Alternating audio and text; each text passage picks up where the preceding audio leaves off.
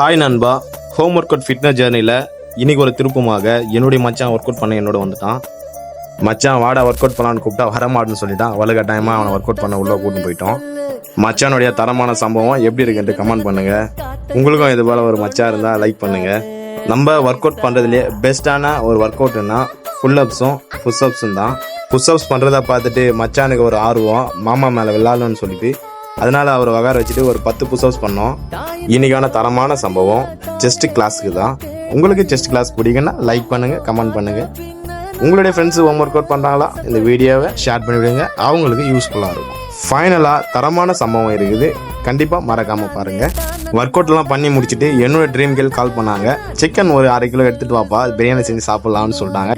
சிக்கனை வாங்கிட்டு என்னுடைய வாகனத்திற்கு 100 ரூபா பெட்ரோலை போட்டுக்கின்னு என்னுடைய ட்ரீம் கேர்ள் வீட்டுக்கு வந்துட்டு பிரியாணி தரமாக செஞ்சு சாப்பிட்டு இன்னைக்கு நான் டே முடிச்சிக்கலாம். டாட்டா.